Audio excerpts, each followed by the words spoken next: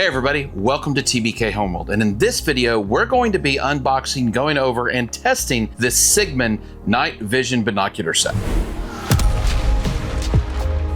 This Sigma night vision unit boasts 52 megapixel and up to 4K with audio video recording. Has a maximum view distance of 3,280 foot or 1,000 meters. It has both infrared and low light color capabilities with an f-stop of 0.8. We have an optical magnification of 2x with an 8x digital zoom capability. Sigma claims that the CNV Pro night vision binoculars has a Sony Starlight grade CMOS sensor built into it. Sigma claims to have up to 18 hours on the 5,000 milliamp hour built-in rechargeable battery. It also includes a tactical light that will do both solid and flashing capabilities. Built into the bottom of this unit, we have a standard 1/4 inch nut for tripod support, as well as a thermometer that's built in. So whenever you're looking through it, you're actually looking into a 3-inch screen. Included in the box is a 64 gigabyte micro SD card.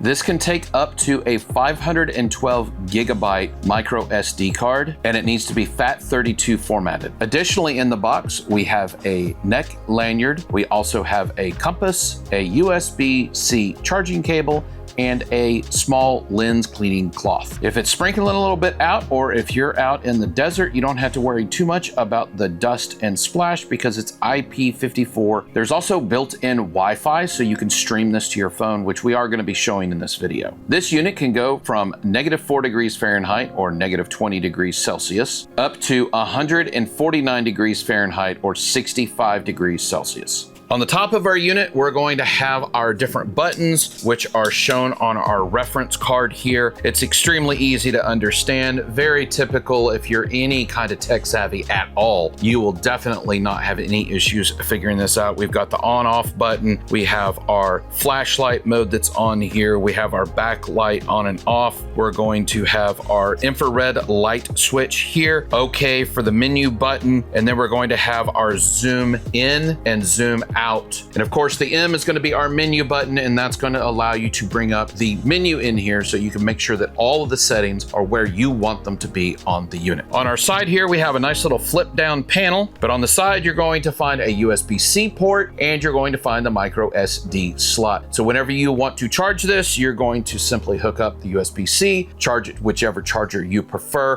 and you're good to go. So to put the strap on, to put the neck strap on, we need to go ahead and set the unit down. I'm just going to pull off the lens cover here and set it down, and then we are going to take our ends, slide them through, and unhook our hook, slide it in, open the loop, and just send it through. And then we can put our hook back on. Really simple. That's going to be easy for most everybody out there, but some people may struggle with it. So it's now been a couple of days since we did the initial unboxing on this. We wanted to give it some time here on our homestead before we actually gave you, our audience, a good feel for what it is. Now I'm going to be showing you some video here. Now the first one you're going to see here, it actually shows up in color. Now this is no moon out. This is no street light. This is just using the low light capture capability that this has. As you can see, there's going to be some of that grain in there, but that is absolutely expected with something like this. Now you're seeing a video again at night, no moon out, no lights on whatsoever, except we have turned on the infrared light. Now you can see we no longer have the color. We now have a typical infrared look to the video. You can't quite tell all of the detail if you're expecting to be able to see somebody's face in detail. You can't quite make out all of the features. However, you can see the person's body, and that's what we're looking for, is the object. Can we see the object itself? And as you can tell, we can easily see the object. This is about 100 yards away, so we definitely get a nice long throw with the infrared light. It definitely shows me in the distance minutes, and you can see what the image looks like. This is our livestock that we have here on our homestead, and this is with the flashlight that's built into this turned on. Obviously, because we have the flashlight on, it is lighting everything up. You can see them in beautiful color. It looks very good and almost looks like it was shot in the daytime, but you can tell in the background, this was not shot in the daytime. This was shot at night, but it picked them up very, very well, and they look really nice. I'm really impressed. Now you're gonna see some snapshots that we took at various points.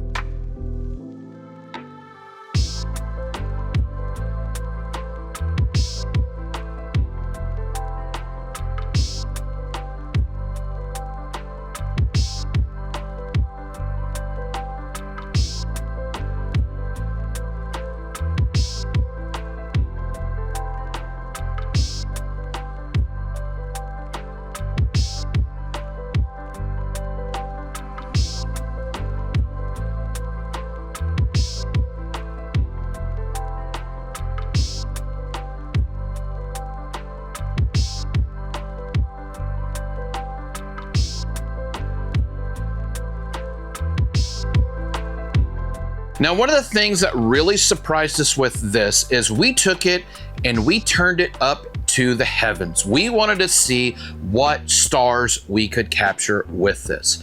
And frankly, we were blown away. I wasn't expecting much at all. But look at the star cluster that you can see here. I was very impressed. Now, obviously, once again, we're gonna have noise. Do not confuse the noise here with the stars. But this is a cluster of stars that is very difficult to see with the naked eye, but you can clearly make out those stars. So even for something as interesting as stargazing, this will open up a different experience for you if you have something like this. Now, some of the features that I found interesting while using this was, first of all, the additional lens cover that is on here. What this does is it limits the light that is going into the aperture. And this is important during the daytime. If you do not have this on here during the daytime and you're using them, you're gonna have blown out images, blown out video, and it's gonna have a little bit of fuzziness with it. But the nice thing is, at night, you take it off, and this is what allows the low light to capture everything.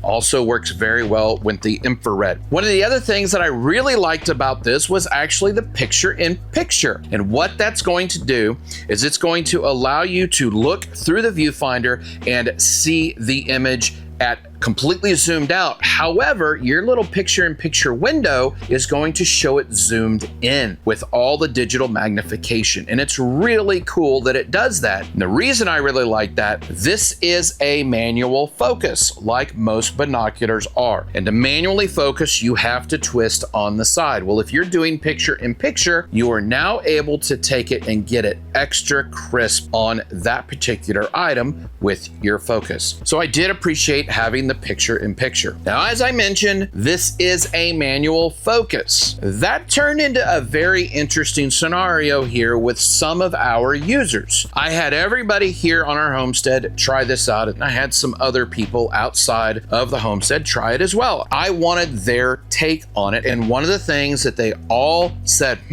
it's really blurry. And I had to tell them, you have to manually adjust it. Even with that, some of them still had a hard time finding the right amount of adjustment. It is very finicky. Just a tiny little movement can take it from being in focus to just barely out of focus to way out of focus. And if you're trying to get that extra sharp, you gotta have just nimble little fingers to get it tweaked just right to where it will be extremely crisp. I think one of the improvements that they could do on this in the future is to have an automatic focus mode with it. Most cameras allow you to put a little dot as to where you want to focus, and then that would get you the autofocus. I think something like that would be a good upgrade for the future, but once you know how to do it, it's not too difficult. However, let's say you're an older person and you don't have full dexterity of your hands, you might find this a little bit frustrating without the automatic focus on it. Now, another feature that this does have on it is it does have an app. It's the Vidure app, Vidure.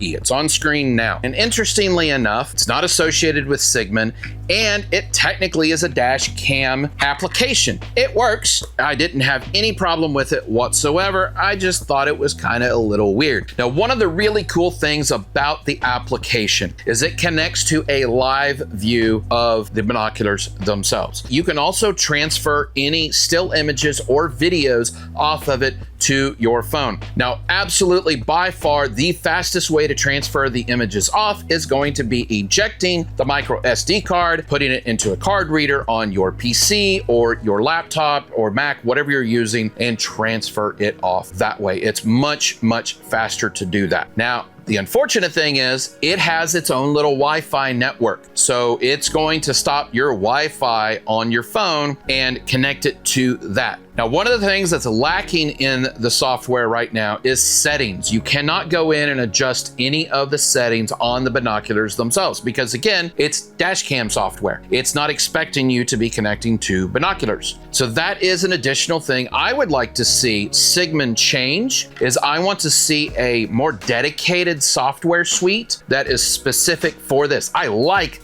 the live view. It works very, very well. You can put these binoculars on a tripod and then you can bring up the live view and you can do micro adjustments. For those of you who have really nice tripods, you know what I mean by that. You can just absolutely do finite little adjustments with those tripods and start doing animal tracking with it. And it works extremely well. And I love having the live view capability. Now, one of the things that I would also like to see a little bit different, I love this storage for long-term storage. However, you have one little lens cap while you're walking around. If you are carrying this out in the woods, let's say you're a hunter and you want something like this in your deer stand in the mornings or at dusk, then do you want to carry something like this or do you want to just throw it on your neck? Most hunters will want to just throw this on their neck or throw it in a backpack. Well, that means that your infrared lens is going to be exposed. Your back end is going to be exposed. So anything that gets in here is going to cause damage. And if your lens pops off, well, then your front lens is going to get damaged because of exposure. And even if it's not, you still can cause damage here. So it's only a minor complaint, but I would like to see some type of a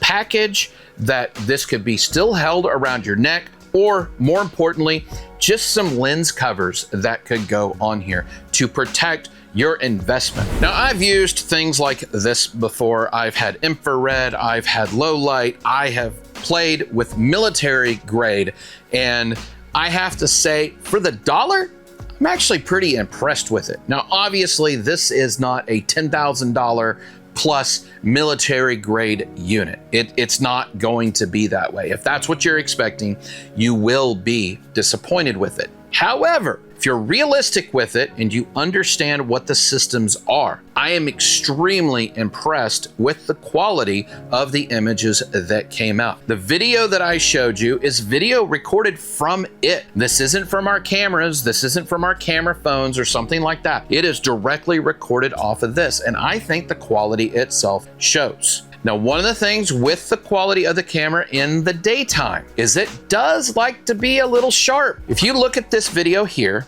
you'll see exactly what I'm talking about. Once again, this is our livestock, and you can see just how crisp this image is. Now, unfortunately, the video doesn't allow you to adjust the sharpness. It is stuck where it is at. I would like to see, for us camera buffs, I would like to see a little bit more capability within it. I think an auto mode is perfect for most folks out there. Most people are going to be very content. However, whenever you get people like me who are shutterbugs, and several of the members here on our homestead, they started commenting about how extra sharp it was. However, we all agreed that we would rather it be extra sharp than to be washed out and blurry. So good job on not making it washed out and blurry. So now the question is, should you spend your hard-earned money on this? If you're looking for a set of digital binoculars that you can primarily record video off of, for example, if you're a bird watcher, I really like this. Now, what kind of birds are you going to be watching at night? Owls, bats. Something like this would be amazing here in Texas. The Austin bat community is absolutely unhinged. It's great. It's one of the best things to go check out if you're ever in Austin at dusk. Literally hundreds of thousands of bats fly out of different overpasses in Austin. Having something like this would allow you to record that right at dusk, where a lot of phones won't allow you to capture everything. You get motion blur and all these issues with it. This will allow you to capture something along those lines. So for me, I think it's heck yeah. Go ahead and pick one up. We're impressed with it. We're extremely excited to have it here on our homestead because we're out in the country, and this actually is something that we are now starting to grab whenever we hear stuff at night. What's going on out there? Oh, it's the typical skunk, or it's the porcupine, or it's that pesky raccoon who keeps on coming and trying to take our chickens away. This allows us to see what it is that is out in our area, and we can see if it's something we need to go take care of or not. So the few little ideas that I had for Sigmund to make this better, it's just that icing on the cake. It's those little things that could be done to take it up that final notch. Does it cause me to say don't buy it? Absolutely not. I think those are minor little nitpicks and ways that it can be improved for Gen 2. But this one is absolutely amazing. I'm very happy to have it. Thank you very much, Sigmund, for sending us this to test so that we can actually show our audience if something like this is right for them or not. If you have any questions about these Sigmund night visions, please let us know in the comments below. We'll do the best that we can to answer any questions that you have. And for those that we don't have an answer to, I know that Sigmund reads our comments down below. So if you have additional suggestions for them, make sure you drop it down there because they are listening to you all. And if you leave a really positive comment, we'll be sure to showcase it like this one.